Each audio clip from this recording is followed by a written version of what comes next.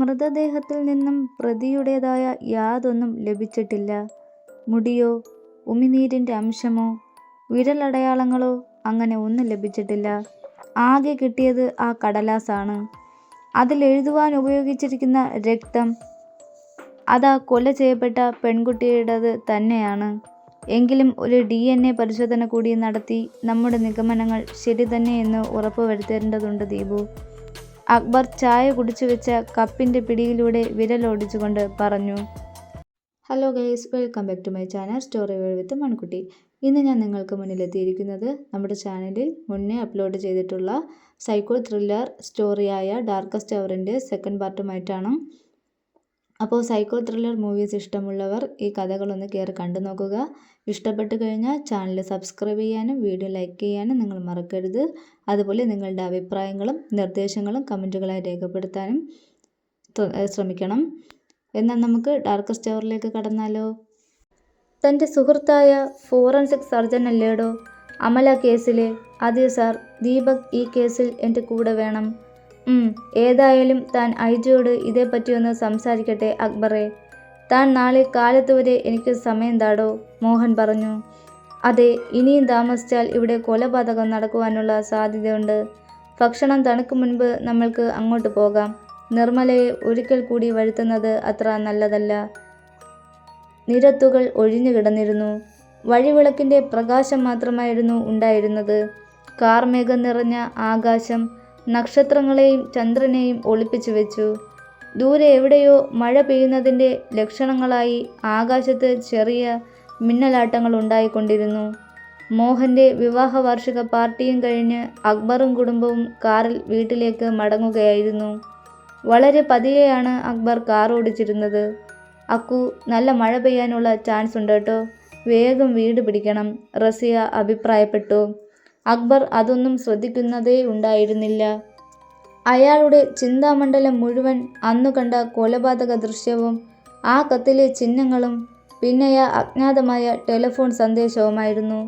അക്കു, എനിക്കറിയാം തൻ്റെ മനസ്സിലിപ്പോൾ എന്താണ് ചിന്തയെന്ന്, റസിയ തുടർന്നു.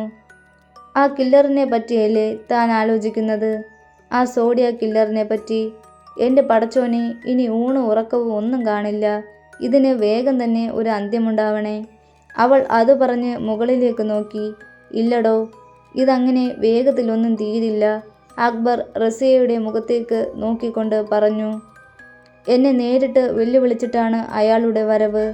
അതുകൊണ്ട് തന്നെ പിടിക്കപ്പെടാതെ ഇരിക്കുവാനുള്ള സാധ്യതയും വളരെ കൂടുതലാണ്. എല്ലാ കേസുകളിലും നമ്മൾ പറയില്ലേ ദൈവത്തിൻ്റെ അദൃശ്യമായ ഒരു കൈ എന്നൊക്കെ, അത് വെറുതെയാണ്. തെളിയിക്കപ്പെട്ട കേസുകളേക്കാൾ അധികവും തെളിയിക്കപ്പെടാതെ പോയവയാണ്. അങ്ങനെ ഇന്നും അജ്ഞാതമായ ഒരു പ്രഹേളികയിൽ നിന്നും പ്രചോദനം ഉൾക്കൊണ്ട് ഒരാളാണ് ഈ കൊലയ്ക്ക് പിന്നിൽ. സോഡിയ കില്ലർ, അതാണ് ആ പ്രഹേളിക. ഇന്നേ വരെ ആർക്കും അറിയാത്ത, ഉത്തരം കിട്ടാത്ത ആ കൊലയാളിയുമായി തന്നെ സ്വയം സാമ്യപ്പെടുത്തിയതുകൊണ്ട് അവൻ ഉദ്ദേശിക്കുന്നതും അതുതന്നെയാണ്, എന്നെ മാനസികമായി തകർക്കുക. അക്ബർ ദീർഘമായി ഒന്ന് നിശ്വസിച്ചു. നമ്മൾക്ക് നോക്കാം എന്താവുമെന്ന്. അക്കു, നിങ്ങൾ ജയിക്കും, നോക്കിക്കോളൂ. സ്റ്റിയറിങ്ങിന് മുകളിലിരുന്ന അക്ബറിൻ്റെ ഇടത് കൈപ്പത്തിക്ക് മുകളിലായി തൻ്റെ വലത് കൈപ്പത്തി ചേർത്ത് വെച്ചുകൊണ്ട് റസിയ പറഞ്ഞു. അവൾ അയാളുടെ ചുമലിലേക്ക് തൻ്റെ തല ചായ്ച്ചു. പെട്ടെന്ന് പിൻസീറ്റിൽ നിന്നും ചാടി എഴുന്നേറ്റ് അവരുടെ ഇടയിലേക്ക് തല കയറ്റിക്കൊണ്ട് ഫർഹാൻ ചോദിച്ചു. എന്താണ് വാപ്പി ഈ സോഡിയ കില്ലർ? എടവില്ല, നീ ഉറക്കമായിരുന്നല്ലോ, ഇത്ര വേഗം ഉണർന്നു? റസിയ അവൻ്റെ മൂക്കിൽ മെല്ലെ പിടിച്ചുകൊണ്ട് പറഞ്ഞു. വാപ്പി പറയ്, എന്താണ് സോഡിയ കില്ലർ? അവൻ വിടുന്ന മട്ടില്ല, പറഞ്ഞു തരാട്ടോ, അക്ബർ പറഞ്ഞു. ദേ ഇക്കു, കൊച്ചു പിള്ളേര് പേടിക്കും, റസിയ മുന്നറിയിപ്പ് നൽകി. കൊച്ചോ? ഞാനോ? അയ്യ, ഞാൻ വലിയ കുട്ടിയായില്ലേ വാപ്പി, എനിക്കും പോലീസ് ആവണം. എന്നിട്ട് തങ്കച്ചൻ അങ്കിളിനെ പോലെ എല്ലാവരെയും നല്ല ഇടി വെച്ചു കൊടുക്കണം. അവൻ പറയുന്നത്. അക്ബർ ചിരിച്ചു. തങ്കച്ചനാണോ നിന്റെ ഹീറോ? ഹഹ, അയാൾ അറിയണ്ട, പിന്നെ നിലത്തൊന്നും നിൽക്കില്ല. പറയുന്നുണ്ടോ? അവൻ്റെ സ്വരം കടുത്തു. പറയാം, അക്ബർ പറഞ്ഞു തുടങ്ങി. കുറേ വർഷങ്ങൾക്ക് മുൻപ് അമേരിക്കയിൽ ആളുകളെ രാത്രികാലങ്ങളിൽ വെടിവെച്ച് കൊന്നുകൊണ്ടിരുന്ന ഒരു അജ്ഞാതനുണ്ടായിരുന്നു. 1966-നും 1969-നും ഇടയിൽ വടക്കൻ കാലിഫോർണിയയിൽ 6 പേരെയാണ് അയാൾ കൊലപ്പെടുത്തിയത്. കൊലപാതകം നടന്നയുടനെ അയാൾ അവിടുത്തെ ഒരു പ്രാദേശിക പത്രത്തിന് ഒരു കത്തയച്ചു. അത് കുറ്റകൃത്യത്തിൻ്റെ വിശദാംശങ്ങൾ നൽകിക്കൊണ്ടുള്ള കത്തായിരുന്നു. പക്ഷേ അതിൽ അക്ഷരങ്ങൾ കൊണ്ടായിരുന്നില്ല അയാൾ വിവരങ്ങൾ എഴുതിയത്. കുറേ ചിഹ്നങ്ങളായിരുന്നു അത്. ആ ചിഹ്നങ്ങളിൽ ഞാൻ ഒളിഞ്ഞിരിപ്പുണ്ടെന്നും ഇപ്പോൾ ഞാൻ നടത്തിയ കൊലപാതകം തൻ്റെ ആദ്യത്തേതോ അവസാനത്തെയോ അല്ലെന്ന് ആ കത്തിലൂടെ അയാൾ പ്രഖ്യാപിച്ചു. ഫർഹാൻ ആകാംക്ഷയോടെ കഥ കേട്ടിരുന്നു. അക്ബർ കാർ നിയന്ത്രിച്ചുകൊണ്ട് തുടർന്നു. പക്ഷേ അയാളുടെ കത്തിൻ്റെ ഉള്ളടക്കം മനസ്സിലാക്കുവാൻ പോലീസിന് കഴിഞ്ഞില്ല. 1969 ഒരു ടാക്സിക്കാരനെ വധിച്ചുകൊണ്ട് അയാൾ കൊലപാതക പരമ്പര അവസാനിപ്പിച്ചു. അയാളുടെ കത്തിലെ ചിഹ്നങ്ങൾ സോഡിയാക് സിംബലുകളാണെന്ന് കണ്ടുപിടിച്ചുകൊണ്ട് അമേരിക്കൻ പോലീസ് അയാളെ വിളിച്ചു സോഡിയാക് കില്ലർ. അപ്പോൾ അയാൾ മരിച്ചുപോയി കാണുമോ വാപ്പി? ചെക്കൻ്റെ സംശയങ്ങൾ തുടങ്ങി. വിശദീകരിച്ചോ, അനുഭവിക്ക്, റസിയ ചിരിച്ചുകൊണ്ട് പറഞ്ഞു. അവൻ ചോദിക്കട്ടേടി, സംശയം ചോദിച്ചു വളരട്ടെ എൻ്റെ മകൻ. മോനെ, അയാളെപ്പറ്റി ഒരു വിവരവും പിന്നീട് ആരും കേട്ടില്ല. ഇനി അയാളാണോ വാപ്പിയുടെ ഫോണിലേക്ക് വിളിച്ചത്? ഏയ്, അയാളൊക്കെ എന്നേ മരിച്ചിട്ടുണ്ടാവും. പിന്നെ അതൊരു അമേരിക്കക്കാരനല്ലേ? ആ പിന്നെ പറയാൻ പറ്റില്ല കേട്ടോ. നിന്റെ വാപ്പച്ചി ഡിപ്പാർട്ട്മെൻറ്റിലെ ഷെർലക് ഹോംസാണ്. അപ്പോൾ പിന്നെ കൊലപാതകികളൊക്കെ അമേരിക്കയല്ല ഹിറോഷിമയിൽ നിന്ന് വരെ വിളിക്കും. റസിയ ചിരിച്ചുകൊണ്ട് പറഞ്ഞു. എടോ, അക്ബർ കൈ പൊക്കിക്കൊണ്ട് പറഞ്ഞു. മഴ മെല്ലെ ഗ്ലാസിൽ പതിച്ചു തുടങ്ങി. അയാൾ കാറിൻ്റെ ഗതിവേഗം മെല്ലെ കൂട്ടി. അക്ബറെ, നമ്മുടെ റിക്വസ്റ്റ് സാക്ഷനായിട്ടുണ്ട്. തൻ്റെ ഈ മെയിലൊന്ന് നോക്കിക്കേ. എനിക്ക് അല്പം തിരക്കുണ്ട്. ഞാൻ പിന്നീട് തന്നെ വിളിക്കാം. മോഹൻ അക്ബറിൻ്റെ ഫോണിലേക്ക് വിളിച്ചിട്ട് അത്രമാത്രം പറഞ്ഞ് ഫോൺ വെച്ചു. അക്ബർ ഫോൺ വെച്ച് വേഗം തൻ്റെ ഇൻബോക്സ് തുറന്നു. അയാൾ കണ്ടു, special investigation team for Zodiac Killer investigation. Akbar Rahman, Thankachan Punnoose, Deepak Vishwanath. Thank you sir, Akbar പുഞ്ചിരിച്ചുകൊണ്ട് പറഞ്ഞു. സാർ, തങ്കച്ചനാണ്. യെസ്, കയറി വാടോ. എന്താണ് സാറേ ആകപ്പാടെ ഒരു സന്തോഷം? ദീപുവിനെ കൂടെ ഈ അന്വേഷണത്തിൽ കൂടെ കൂട്ടാനുള്ള അപേക്ഷ സ്വീകരിക്കപ്പെട്ടിരിക്കുന്നു.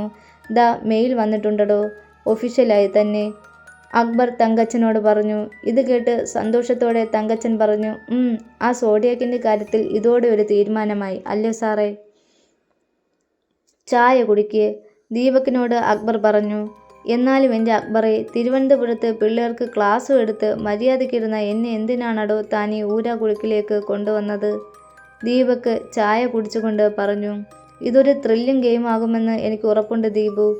നമ്മൾ ഇന്നോണം കണ്ടതിൽ വെച്ച് അങ്ങേയറ്റം ത്രില്ലടിപ്പിക്കുന്ന ഒരു കളി നീ കൂടെ വേണമെന്ന് തോന്നി, അക്ബർ പറഞ്ഞു. ഇതൊരു അപകടം പിടിച്ച കളിയാണല്ലോ എൻ്റെ അക്ബറെ. ദീപക് അക്ബറിൻ്റെ മുഖത്തേക്ക് നോക്കി. അയാൾ കണ്ണുകളടച്ചിരിക്കുകയാണ്, ധ്യാനത്തിലെന്ന പോലെ. എടാ, നിന്നോടാ പറഞ്ഞത് ഞാൻ. എന്താണ് ഗഹനമായി ആലോചിക്കുന്നത്? സോഡിയാക് കില്ലർ എന്ന് ഉരുവിട്ടുകൊണ്ട് അക്ബർ കണ്ണു തുറന്ന് ദീപകിനെ നോക്കി. ഞാൻ അയാളെക്കുറിച്ചാണ് ആലോചിച്ചത് ദീപു. ആ കൊലപാതകം നടന്ന മുറിയിൽ നിന്ന് ലഭിച്ച ഷൂസിൻ്റെ ഹീലിൽ നിന്നും ഉതിർന്നു വീണ മൺകട്ടകളുടെ സാമ്പിളും വീടിൻ്റെ പരിസരത്തെ സാമ്പിളുകളും നമ്മൾക്ക് പരിശോധിക്കണം. ഈ ജില്ലയിലെ വിവിധ ഭാഗത്തെ മണ്ണിൻ്റെ ഘടനയും അതെവിടെയൊക്കെ കാണപ്പെടുന്നു എന്നും അറിയണം. ദീപക് അക്ബറിൻ്റെ കണ്ണുകളിലേക്ക് നോക്കി. ഒരു ഇരപിടിയൻ സിംഹത്തിൻ്റെ വന്യത ആ കണ്ണുകളിൽ അയാൾ കണ്ടു. തലയുടെ ടെമ്പിൾ റീജിയനിലാണ് അടിച്ചിരിക്കുന്നത്. അതും അളന്നു കുറിച്ച് ഒരേ ഒരു പ്രഹരം. ഏതാണ്ട് 6 മണിക്കൂർ സമയത്തേക്ക് കോമ സ്റ്റേജിലായി പോയിരുന്നു ഇര. അങ്ങനെ രക്തം വാർന്നുപോയി, സാവധാനത്തിലുള്ള മരണം. പക്ഷേ ലൈംഗികമായ പീഡനമോ മോഷണ ശ്രമമോ നടന്നിട്ടില്ല. കൊലപാതകം, അതിലൂടെ കിട്ടുന്ന ആനന്ദം, അതാണ് അയാളുടെ ലക്ഷ്യമെന്ന് തോന്നുന്നു അല്ലേ? ദീപക് പറഞ്ഞു. മൃതദേഹത്തിൽ നിന്നും പ്രതിയുടേതായ യാതൊന്നും ലഭിച്ചിട്ടില്ല. മുടിയോ ഉമിനീരിൻ്റെ അംശമോ വിരലടയാളങ്ങളോ അങ്ങനെ ഒന്നും ലഭിച്ചിട്ടില്ല. ആകെ കിട്ടിയത് ആ കടലാസാണ്. അതിലെഴുതുവാൻ ഉപയോഗിച്ചിരിക്കുന്ന രക്തം അതാ കൊല ചെയ്യപ്പെട്ട പെൺകുട്ടിയുടേത് തന്നെയാണ്. എങ്കിലും ഒരു DNA പരിശോധന കൂടി നടത്തി നമ്മുടെ നിഗമനങ്ങൾ ശരി തന്നെ എന്ന് ഉറപ്പ് വരുത്തേണ്ടതുണ്ട് ദീപു, അക്ബർ ചായ കുടിച്ചു വെച്ച കപ്പിൻ്റെ പിടിയിലൂടെ വിരലോടിച്ചുകൊണ്ട് പറഞ്ഞു. ഈ ടെമ്പിൾ റീജിയണിലെ അടി ഞാൻ മുൻപ് കേട്ടിട്ടുണ്ട്. ഒരേ മോഡ് ഓഫ് ഓപ്പറേഷൻ, റിപ്പർ ചന്ദ്രൻ, ഇംഗ്ലണ്ടിലെ ജാക്ക് ദ റിപ്പർ. തമിഴ്നാട്ടിലെ ഓട്ടോ ശങ്കർ എന്ന സൈക്കോ ശങ്കർ, ഇവരൊക്കെ ഈ തരം മോഡസ് ഓപ്പറാൻഡി ഉള്ളവർ തന്നെയല്ലേ? ദീപക് ചോദിച്ചു. അതെ, പക്ഷേ ഇന്ത്യയിലെ ഏറ്റവും വലിയ സൈക്കോ റിപ്പർ കൊലപാതകി ചന്ദ്രനും ശങ്കറുമൊന്നും അല്ലടോ, അത് മറ്റൊരാളാണ്, അക്ബർ പറഞ്ഞു. എനിക്കറിയാം, രാമൻ രാഘവനല്ലേ? 40 പേരെയാണ് തീർത്തത്, അതും തലയുടെ പിൻഭാഗത്ത് സെറിബെല്ലത്തിൻ്റെ ഭാഗത്ത് അടിച്ച്. ദീപക് ആ രംഗം മുന്നിൽ കാണും പോലെ കണ്ണുകൾ ഇറുക്കി അടച്ചുകൊണ്ടാണ് അത് പറഞ്ഞത്. അക്ബർ, എങ്ങനെ തുടങ്ങാനാ തൻ്റെ തീരുമാനം? ആ ഇൻ്റർനെറ്റ് കോൾ? ദീപക് ചോദിച്ചു. ഇല്ല ദീപു, അതിൻ്റെ പിന്നാലെ പോയാൽ നമ്മൾ എവിടെയും എത്താൻ പോകുന്നില്ല. അതിൻ്റെ ഉറവിടം കണ്ടെത്തിയാൽ തന്നെ നമ്മൾക്കൊരിക്കലും ആ കൊലപാതകിയെ കിട്ടാനും പോകുന്നില്ല. ആ സോഡിയാക് ലെറ്റർ നാളെ കിട്ടും. അതിൽ പക്ഷേ ആ പെൺകുട്ടിയുടേതല്ലാതെ മറ്റു വിരലടയാളങ്ങൾ ഒന്നും തന്നെയില്ല. ആ കത്തിലെ കോഡുകളെ ഡീകോഡ് ചെയ്ത് നോക്കണം. അവൻ പറഞ്ഞതുപോലെ എന്തെങ്കിലും ഒരു തുമ്പ് കിട്ടുമോ എന്നറിയാമല്ലോ, അക്ബർ പറഞ്ഞു. അത് ഉറപ്പുണ്ടോ അക്ബർ? നമ്മളെ വഴിതെറ്റിക്കുവാൻ അയാൾ മനഃപൂർവ്വം അതവിടെ ഉപേക്ഷിച്ചു പോയതാകാനും സാധ്യതയില്ലേ? ഇല്ല ദീപു, അയാൾ കുപ്രസിദ്ധി ആഗ്രഹിക്കുന്ന ഒരു യഥാർത്ഥ സൈക്കോ തന്നെയാണ്. തന്നെ എല്ലാവരും ഭയക്കണമെന്നും നാട്ടുകാർ ഭീതിയോടെ തൻ്റെ പേര് ഉച്ചരിക്കണമെന്നും അയാൾ ആഗ്രഹിക്കുന്നുണ്ട്. അതുകൊണ്ടാണ് തന്നെപ്പറ്റി പെട്ടെന്ന് മനസ്സിലാക്കാൻ സാധിക്കാത്ത കോഡ് ഭാഷയിൽ ഒരു കുറിപ്പുണ്ടാക്കി മൃതദേഹത്തിൻ്റെ കയ്യിൽ തന്നെ വെച്ചത്. അയാളത് എന്നോട് പറഞ്ഞതുമാണ്. ഞാൻ അവളുടെ കയ്യിൽ ഒരു കത്ത് കൊടുത്തു വിട്ടു എന്ന് അക്ബർ പറഞ്ഞു. ആ മുറിയിലെ ജനാലയ്ക്കടുത്തു വെച്ചിരുന്ന അക്വേറിയത്തിൽ ഒരു ചുവന്ന ഫൈറ്റർ മത്സ്യം തൻ്റെ ചിറകുകൾ വിരിക്കുന്നുണ്ടായിരുന്നു. അക്ബർ മെല്ലെ എഴുന്നേറ്റ് നടന്ന് ഗ്ലാസിൻ്റെ പുറത്ത് അതിൻ്റെ നേർക്ക് മെല്ലെ വിരൽ കൊണ്ട് തൊട്ടു. ചിറകൊതുക്കി വെട്ടിത്തിരിഞ്ഞ് അത് പോയി. ഇതുപോലെയാണ് അവനും. അക്ബർ തിരിഞ്ഞ് ദീപകിൻ്റെ മുഖത്തേക്ക് നോക്കി. ഇന്ദുവും മക്കളും എന്ന് വരും? അക്ബർ ചോദിച്ചു. നാളെ. ശേഷിച്ച ചായ ഒറ്റവലിക്ക് കുടിച്ച് കപ്പ് ടീപ്പോയിലേക്ക് വെച്ചുകൊണ്ട് ദീപക് പറഞ്ഞു. രാത്രി 12 മണി. ഭിത്തിയിലെ ക്ലോക്ക് നിർത്താതെ ശബ്ദിച്ചു കൊണ്ടേയിരുന്നു. ഉറങ്ങിയില്ലേ? റസിയ ചരിഞ്ഞു കിടന്നുകൊണ്ട് ചോദിച്ചു. ഇല്ല, അക്ബർ പതിഞ്ഞ ശബ്ദത്തിൽ മറുപടി പറഞ്ഞു. അയാളാവും മനസ്സിൽ അല്ലേ? റസിയ ചോദിച്ചു. അക്ബർ തൻ്റെ മറുപടി ഒരു മൂളലിലൊതുക്കി. ഞാനൊന്ന് നോക്കട്ടെ. എന്ത്, അവനെ പിടിക്കാനോ? ചെല്ല്. അതല്ലടോ, ആ സോഡിയാക് ചിഹ്നങ്ങളെ ഡീകോഡ് ചെയ്യാൻ, റസിയ പറഞ്ഞു. തൽക്കാലം മാഷ് ഫർഹാനെ നോക്ക്, പോലീസിൻ്റെ പണി എടുക്കണ്ട, അക്ബർ തിരിഞ്ഞു കിടന്നുകൊണ്ട് പറഞ്ഞു. ദേഷ്യത്തോടെ ഒന്ന് മൂളിക്കൊണ്ട് റസിയയും തിരിഞ്ഞു കിടന്നു. അക്ബർ കണ്ണുകൾ മെല്ലെ അടച്ചു. കണ്ണിൻ്റെ മുൻപിലായി ആ ചിഹ്നം മെല്ലെ തെളിഞ്ഞു വന്നു. ഒരു വൃത്തം, പിന്നെ ഒരു കുരിശടയാളം. 2:30. കേരളത്തിലെ മറ്റൊരു ജില്ലയിൽ റബ്ബർ മരങ്ങളുടെ ഇടയിൽ നിൽക്കുന്ന ഒരു വലിയ വീട്. അവിടെ ഒരു പെൺകുട്ടി തൻ്റെ കിടക്കയിൽ മൊബൈലും പിടിച്ച് കമിഴ്ന്ന് കിടക്കുന്നുണ്ടായിരുന്നു. ഹലോ ലയ. ഓൺലൈനിൽ സുഹൃത്തുക്കളുമായി ചാറ്റ് ചെയ്തുകൊണ്ടിരുന്ന ലയയുടെ വാട്സപ്പ് ആപ്പിലേക്ക് ഒരു അപരിചിതമായ നമ്പറിൽ നിന്നും സന്ദേശമെത്തി. ലയ പെട്ടെന്ന് മെസ്സേജ് സീൻ ചെയ്തു. താൻ മെസ്സേജ് കണ്ടു എന്ന് മനസ്സിലാക്കിയ ആ അപരിചിതമായ നമ്പറിൽ നിന്നും വീണ്ടും അടുത്ത മെസ്സേജ്. മറന്നോ? ലയ നമ്പർ നോക്കി. പ്ലസ് കഴിഞ്ഞ് 1 ആരംഭിക്കുന്നത്. ഇതാരാവും? ആരാണ് എന്നൊരു മെസ്സേജ് ടൈപ്പ് ചെയ്ത ശേഷം അവളത് ഡിലീറ്റാക്കി. ഞാൻ ആരാണെന്നറിയണം അല്ലേ? അടുത്ത മെസ്സേജ്. അതോടെ ലയയുടെ ജിജ്ഞാസയുണർന്നു. അവളുടെ വിരലുകൾ അറിയാതെ കീപാഡിൽ അമർന്നു. യെസ്, ഞാനാണ് ലയ. ആര്? ഞാൻ എന്ന് പറഞ്ഞാൽ ഞാൻ പേരില്ലേ? ലയയ്ക്ക് ദേഷ്യം വന്നു തുടങ്ങി. കൂൾ ബേബി, ഞാൻ പേര് പറയില്ല, പകരം ഒരു ക്ലൂ തരാം. മറുതലയ്ക്കിൽ നിന്നും മറുപടി വന്നു. ഓക്കെ. അവൾ അറിയാതെ മെസ്സേജ് അയച്ചുപോയി. മറുപടിക്കായി ലയ കാത്തു കിടന്നു. അല്പസമയത്തിന് ശേഷമാണ് മെസ്സേജ് വന്നത്. ഒരു ചിത്രമായിരുന്നു അത്. ഒരു വൃത്തം, അതിൻ്റെ നടുവിലായി ഒരു കുരിശടയാളം. എന്താണിത്? Who is this? ലയയുടെ വിരലുകൾ മറുപടി ചെയ്തു. അവൾക്ക് അവളുടെ വിരലുകളുടെ നിയന്ത്രണം നഷ്ടമായതുപോലെ തോന്നിപ്പോയി. അതല്ലെങ്കിൽ അയാളെപ്പറ്റി അറിയുവാൻ മനസ്സിൽ ഉടലെടുത്ത അടങ്ങാത്ത അഭിവാഞ്ച കൊണ്ടാവാം.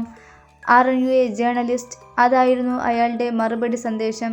യെസ്, അവൾ മറുപടി അയച്ചു. ലയ വർഗീസ്. അതെ. വീണ്ടും അവൾ മറുപടി അയച്ചുകൊണ്ടേയിരുന്നു. ആ കോഡിനുള്ളിൽ ഒളിഞ്ഞിരിപ്പുണ്ട് ഞാൻ, ലയ. അവൾ അയാൾ അയച്ചു കൊടുത്ത ചിത്രം തൻ്റെ ചൂണ്ടുവിരലും തള്ളവിരലും കൊണ്ട് മെല്ലെ സൂം ചെയ്ത് നോക്കി. വൃത്തം, പിന്നെ നടുവിലുള്ള കുരിശടയാളം. ഇത് ഞാൻ എവിടെയോ... പെട്ടെന്നവൾ വാട്സപ്പിനുള്ളിൽ നിന്നും പുറത്തിറങ്ങി ഗൂഗിൾ ഓപ്പൺ ചെയ്ത് സോഡിയാക് കില്ലർ എന്ന് ദ്രുതഗതിയിൽ അവളുടെ വിരലുകൾ സെർച്ച് ബാറിനുള്ളിൽ പരതി. യെസ്. അവളുടെ നെറ്റിയിൽ വിയർപ്പ് പൊടിഞ്ഞു. വിരലുകളിൽ നിന്നും ഒരു മരവിപ്പ് അവളുടെ ദേഹത്തിൽ പടർന്നു. അമേരിക്കയിൽ ഭീതി വിതച്ച ആ സീരിയൽ കില്ലർ അന്നത്തെ കാലത്ത് മാധ്യമങ്ങൾക്ക് അയച്ചു കൊടുത്ത കത്തുകളിലെ അയാളുടെ കയ്യൊപ്പ്.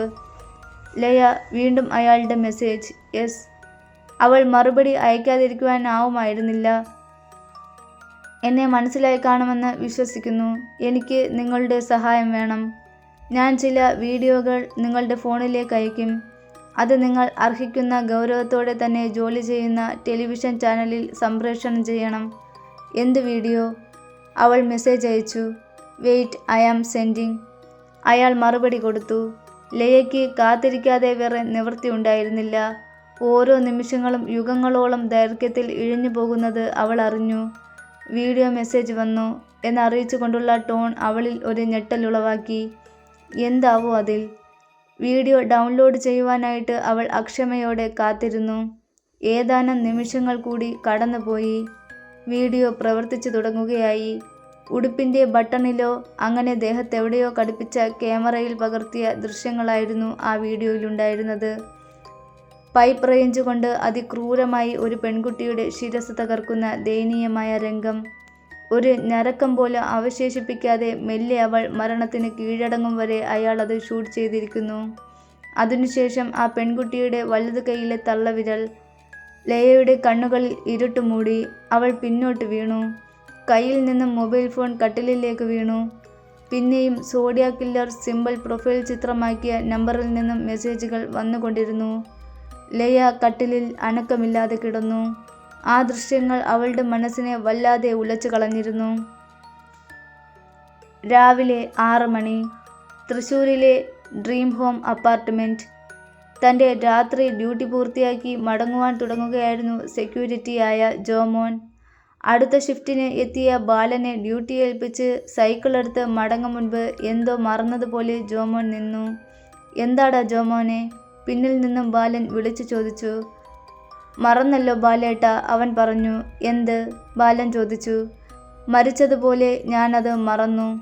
ആ 3-ാമത്തെ ഫ്ലോറിലെ നായർ സാർ വണ്ടി ഒന്ന് വൃത്തിയാക്കി കൊടുക്കുവാൻ എന്നോട് പറഞ്ഞ് താക്കോൽ തന്നു പോയതാ. സംഗതി വെളുപ്പിനെ ഞാൻ ചെയ്തു. പക്ഷെ താക്കോൽ ദേ. ജോമോൻ തൻ്റെ പോക്കറ്റിൽ നിന്നും താക്കോൽ എടുത്ത് ഉയർത്തി കാണിച്ചുകൊണ്ട് പറഞ്ഞു. ഞാൻ കൊടുത്തേക്കാം, നീ പൊയ്ക്കോ. ബാലൻ കൈനീട്ടി. നല്ല കഥയായി. അയാളെപ്പറ്റി നല്ലതുപോലെ അറിയാമല്ലോ. വര വരച്ചാൽ അതിലൂടെ നടക്കണം.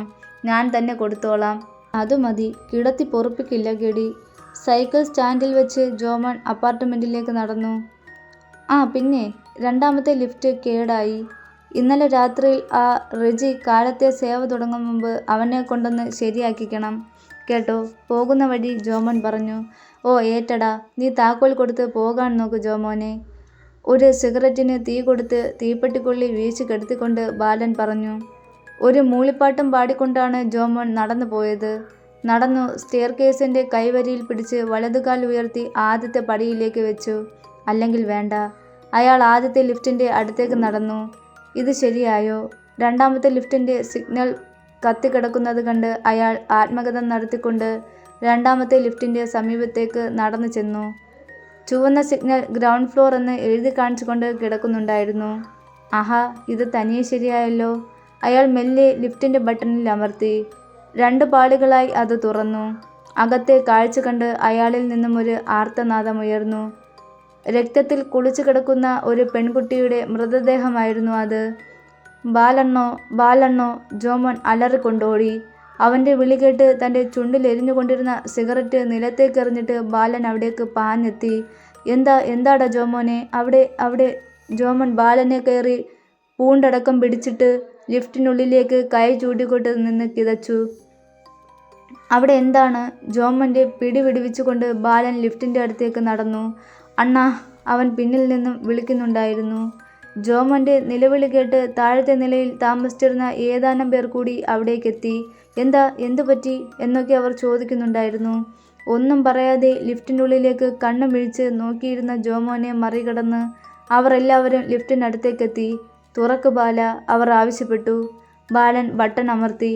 ലിഫ്റ്റിന്റെ വാതിൽ തുറക്കുന്ന ശബ്ദം ഒരിക്കൽ കൂടി കേട്ട് ജോമോൻ തന്റെ കണ്ണുകൾ ഇറുക്കി അടച്ചു. ആ കാഴ്ച വീണ്ടും അനാവൃതമായി. രക്തത്തിൽ കുളിച്ചു കിടക്കുന്ന മൃതദേഹം. പലരും അകത്തേക്ക് തലയിട്ട് ആരെന്നറിയുവാനായി ശ്രമിക്കുന്നുണ്ടായിരുന്നു. അയ്യോ, ഇത് സന്ധ്യയല്ലേ? അവരിൽ ഒരാൾ പറഞ്ഞു. അതെ, ഇത് സന്ധ്യ തന്നെ. ആൾക്കൂട്ടത്തിനിടയിൽ നിന്ന് മെല്ലെ നടന്ന് ജോമോന്റെ അരികിലെത്തിയ ബാലൻ പറഞ്ഞു, എടാ, അത് മുകളിലെ നമ്മുടെ കൃഷ്ണകുമാർ സാറിന്റെ ഭാര്യയില്ലേ, അവരാണ്, ഡോക്ടർ സന്ധ്യ. ഞെട്ടലോടെ ജോമോൻ മുഖമുയർത്തി ബാലനെ നോക്കി. ഞാൻ പോലീസിനെ വിവരം അറിയിക്കട്ടെ? ബാലൻ ടെലിഫോണടിക്കുന്ന മുറിയെ ലക്ഷ്യമാക്കി ഓടി. ഞൊടിയിട കൊണ്ടായിരുന്നു അവിടേക്ക് പോലീസ് വാഹനങ്ങൾ പാഞ്ഞെത്തിയത്. അവിടമാകെ ജനസാഗരം ഇരമ്പിയാർത്തു. മൃതദേഹം പരിശോധിച്ചു കൊണ്ടിരുന്ന പോലീസ് ഉദ്യോഗസ്ഥൻ ഞെട്ടലോടെ ഒരു സത്യം മനസ്സിലാക്കി.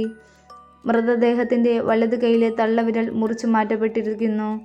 ആ ശിരസിന്റെ ഇടതുഭാഗം അടിയേറ്റ് തകർന്നു പോയിരിക്കുന്നു. അവിടെ നിന്നും കഴുത്തിൽ കൂടി രക്തമൊഴുകി നിലത്തേക്ക് പടർന്നിട്ടുണ്ട്. മുറിച്ചു മാറ്റിയ തള്ളവിരലിന്റെ ഭാഗത്ത് രക്തം കട്ട പിടിച്ചിരിപ്പുണ്ടായിരുന്നു. മറ്റ് മുറിപ്പാടുകളൊന്നും തന്നെ ദേഹത്ത് കാണുന്നില്ല.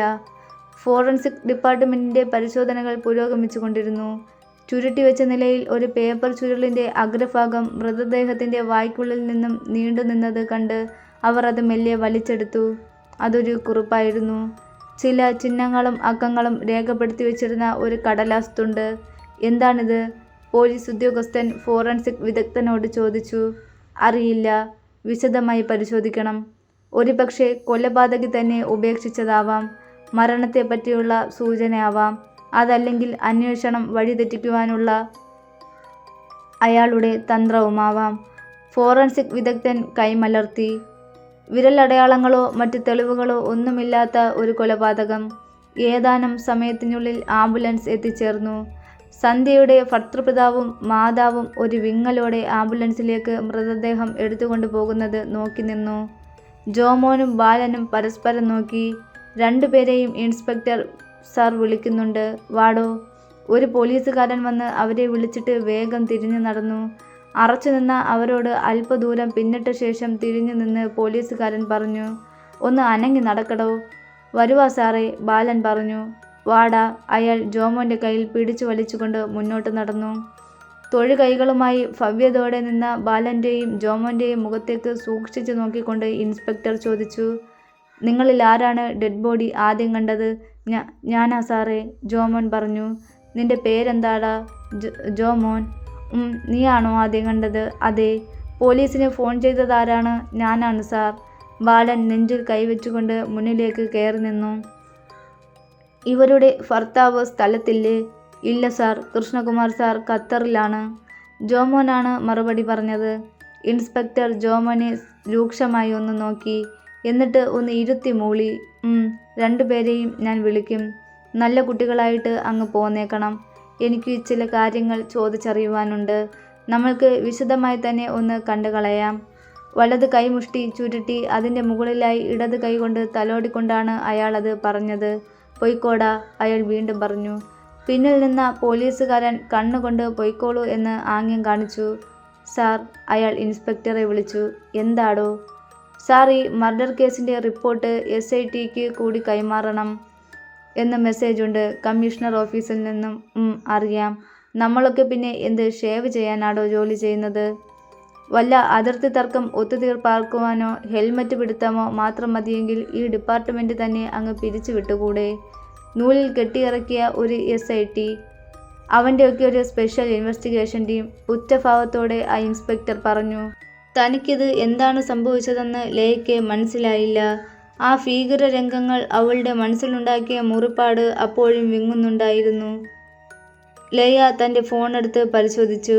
അയാളുടേതായി വീഡിയോയും ചിത്രങ്ങളുമടക്കം 18 മെസ്സേജുകളാണ് അതിലുണ്ടായിരുന്നത്. വീഡിയോ ഒഴിവാക്കി മെസ്സേജുകൾ അവൾ പരിശോധിച്ചു. ഓരോന്നും സൂക്ഷ്മമായി പരിശോധിച്ച് ഒടുവിൽ അയാൾ രാത്രിയിൽ അയച്ച അവസാനത്തെ സന്ദേശത്തിൽ അവളുടെ കണ്ണുകൾ ഉടക്കി. എൻ്റെ അജ്ഞതകളെ അനുസരിക്കാതെ ഇരിക്കുകയോ ഇതെല്ലാം പോലീസിനെ അറിയിക്കുകയോ ചെയ്താൽ നിന്റെ ഭർത്താവിൻ്റെയും 4 വയസ്സുള്ള മകൻ്റെയും വീഡിയോ കൂടി നീ കാണും. ഇതേപോലെ തന്നെ. പെട്ടെന്ന് ആ നമ്പറിൽ നിന്നും ഒരു വോയിസ് മെസ്സേജ് വന്നു. Hello baby, good morning. Laya phone കട്ടിലിലേക്ക് എറിഞ്ഞിട്ട് പൊട്ടിക്കരഞ്ഞു പോയി. Zodiac killer. കരച്ചിലടക്കിയ ശേഷം അവൾ ഒരു ഉൾക്കിടിലത്തോടെ ആ ഫോണിലേക്ക് നോക്കി. അക്ബർ സാറിന് ഒരു പാഴ്സലുണ്ട്. ഒരു സിവിൽ പോലീസുകാരൻ ചെറിയ ഒരു പൊതിയുമായി അക്ബറിൻ്റെ ഓഫീസ് മുറിക്ക് മുൻപിലെത്തി വിളിച്ചു പറഞ്ഞു. കൊണ്ടുവാടോ, അക്ബർ പറഞ്ഞു. ഒരു ചുവന്ന ഗിഫ്റ്റ് പേപ്പറിൽ പൊതിഞ്ഞ ചെറിയൊരു പെട്ടിയായിരുന്നു അത്. അക്ബറിൻ്റെ കയ്യിൽ അത് കൊടുത്ത ശേഷം പോലീസുകാരൻ ചോദിച്ചു, എന്താണ് സാറേ, പുതിയ മൊബൈൽ ഫോൺ വാങ്ങിയോ? അക്ബർ പറഞ്ഞു, ഏയ് 3 മാസം മുൻപല്ലേ ഞാൻ ഈ ഫോൺ വാങ്ങിയത്. അല്ലെങ്കിൽ തന്നെ ഞാൻ ഈ ഓൺലൈൻ പരിപാടിക്ക് നിൽക്കാറില്ല. എന്നാൽ സാറിൻ്റെ ഭാര്യയുടെ വല്ല സർപ്രൈസ് ഗിഫ്റ്റും ആവോ അല്ലേ? ആവോ, ആരാണിത് കൊണ്ടുവന്നത്? അക്ബർ ആ പൊതി തിരിച്ചും മറിച്ചും നോക്കിക്കൊണ്ട് ചോദിച്ച്. അതൊരു പയ്യനാണ് സാർ. 10-23 വയസ്സ് തോന്നിക്കും. അയാൾ അതും പറഞ്ഞ് മടങ്ങി. അക്ബർ മേശയ്ക്കുള്ളിൽ നിന്നും കത്രികയെടുത്ത് ആ പൊതി മെല്ലെ തുറക്കുവാൻ ആരംഭിച്ചു. ഉള്ളിലൊരു മൊബൈൽ ഫോണിൻ്റെ ബോക്സായിരുന്നു ഉണ്ടായിരുന്നത്. പുറത്തു കൂടി നേരിയൊരു ചുവന്ന റിബൺ കെട്ടിയിരുന്നു. ഒരു ചെറിയ പേപ്പർ ടാഗിൽ ഫോർ അക്ബർ എന്നൊരു കുറിപ്പും. അക്ബറിൻ്റെ ജിജ്ഞാസ കൂടി വന്നു. ആ ബോക്സിൻ്റെ പുറത്തെ റിബൺ അഴിച്ച ശേഷം അക്ബർ ബോക്സ് മെല്ലെ തുറന്നു. ആ സമ്മാന പൊതിക്കുള്ളിൽ ആരെയും ഞെട്ടിപ്പിക്കുന്ന ഒരു സമ്മാനം തന്നെയായിരുന്നു. ഛേദിച്ചെടുത്ത ഒരു തള്ളവിരൽ. രക്തമുണങ്ങി കട്ട പിടിച്ചിരിപ്പുണ്ടായിരുന്നു അതിൽ. ഭീതിയും അമ്പരപ്പും ഉളവാകുന്ന മുഖഭാവത്തോടെ അക്ബർ ആ സമ്മാന പൊതിയെടുത്ത് വീണ്ടും നോക്കി. അതിനുള്ളിലായി ഒരു ചെറിയ പേപ്പറിൽ അയാളുടെ കയ്യൊപ്പ് പതിച്ചിരുന്നു. വൃത്തത്തിനുള്ളിൽ രേഖപ്പെടുത്തിയ കുരിശടയാളം. പിന്നെ ഒരു വാചകവും.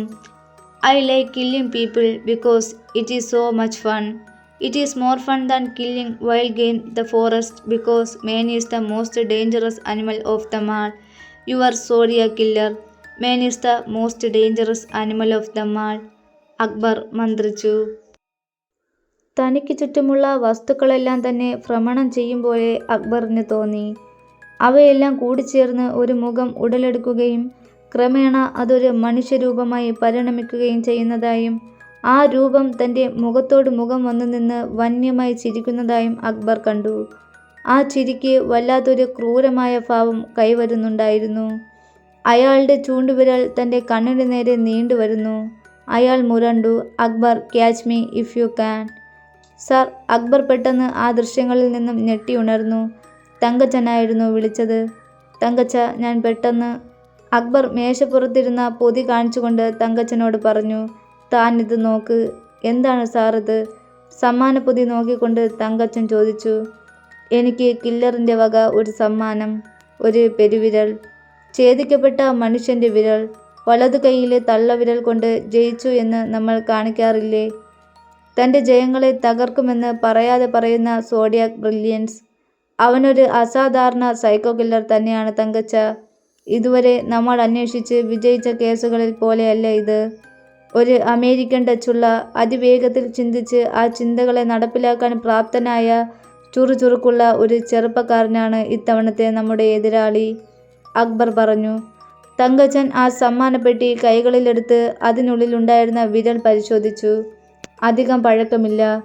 കഴിഞ്ഞ ദിവസങ്ങളിലെന്നോ ആണ് അറുത്തുമാറ്റിയിരിക്കുന്നത്, അക്ബർ തങ്കച്ചനോട് അഭിപ്രായപ്പെട്ടു. പെട്ടെന്ന് എന്തോ ഓർത്തതുപോലെ ആ പെട്ടി തിരികെ കൊടുത്തിട്ട് തങ്കച്ചൻ പറഞ്ഞു. അത് പറയാനാ സാറേ ഞാൻ വന്നത്. മോഹൻ സാറിൻ്റെ ക്യാബിനിലേക്ക് സാറൊന്ന് ചെല്ലാൻ പറഞ്ഞു. സാറിൻ്റെ ഫോണിൽ കുറേ വിളിച്ചിട്ട് എടുക്കുന്നില്ലെന്നാണ് പറഞ്ഞത്. അക്ബർ മേശപ്പുറത്ത് വെച്ചിരുന്ന തൻ്റെ മൊബൈൽ ഫോൺ എടുത്ത് നോക്കി. ശരിയാണ്, 4 മിസ്ഡ് കോൾ ഉണ്ടായിരുന്നു. അതിൽ 3 മോഹൻ സാറിൻ്റെയും 1 ഒരു പ്രൈവറ്റ് നമ്പറുമായിരുന്നു. പ്രൈവറ്റ് നമ്പർ, അക്ബർ മനസ്സിൽ പറഞ്ഞു.